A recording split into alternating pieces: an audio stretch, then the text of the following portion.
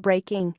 Phone records and intercepted calls show Trump aides and campaign staff repeatedly contacted Russian intelligence officers in the year before the election. A new report alleges members of Donald Trump's team was in contact with Russian intelligence officials during the year leading up to the presidential election. The New York Times claims call records and intercepted conversations show members of Donald J. Trump's 2016 presidential campaign and other Trump associates had repeated contacts with senior Russian intelligence officials in the year before the election.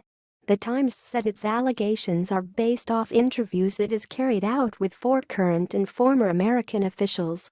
It claims U.S. intelligence was worried because the alleged contact was taking place as then-candidate Trump continued to praise Russian President Vladimir Putin on the campaign trail. The alleged contact was uncovered by U.S. intelligence agencies that were working at the time to figure out if the president's campaign team was working with Russia in regards to the hacking of the Democratic National Committee or other attempts to influence the election. The newspaper goes on to point out that the U.S. officials who spoke of the contact between Trump's team and Russia said there is currently no evidence of any such cooperation.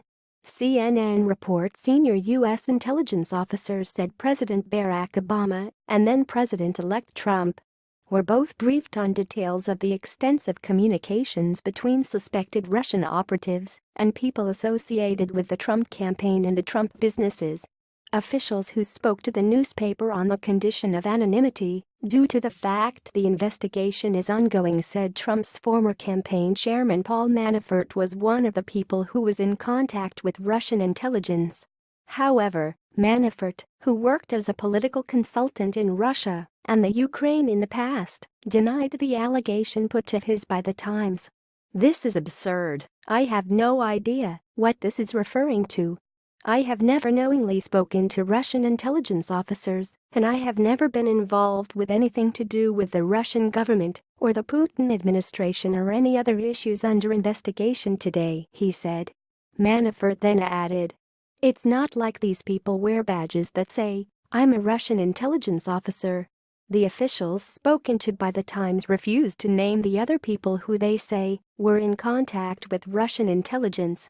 CNN reports the information was found during routine U.S. intelligence collection, not because Trump or his team was being targeted in any way. The alleged contact comes after Sergei Ryabkov, Russia's deputy foreign minister, was quoted just days after the election as having said, "There were contacts, we continue to do this, and have been doing this work during the election campaign. Obviously, we know most of the people from his entourage." The bombshell report in the New York Times was published just hours after it was revealed Trump demanded his national security advisor's resignation last night after concluding that an eroding level of trust had made it impossible to leave him in the sensitive position. A report late on Tuesday afternoon revealed that Michael Flynn had been interviewed by the FBI in the first days of the Trump administration over claims he made about a pre-inauguration talk with a Kremlin representative that were repeated by the vice president. Investigators were concerned that Flynn did not tell them the entire truth, the New York Times said, and informed the White House the very same day. Yet, the vice president did not find out until 2 weeks later, on February 9, NBC News claimed early on Tuesday evening. Mike Pence's spokesman, Mark Lauder, confirmed the network's reporting shortly after to a group of journalists. Lauder further said that the VP learned of Flynn's deceit from the same report on February 9 that they did. Earlier, Sean Spicer had said at a news conference Trump had been reviewing and evaluating allegations against Flynn for weeks. He would not get into the details of the situation then or later, other than to say that it reached critical messes last night. That is why the president decided to ask for his resignation, and he cut it. Spicer cited Flynn's misleading statements to Pence about the call he had with the Russian ambassador to the United States and a series of other questionable instances that he would not describe. If the ex-general provided false statements to the FBI, he could face an investigation with the possibility of felony charges. It is an offense not to tell the agency the truth, and interviews do not have to be under oath.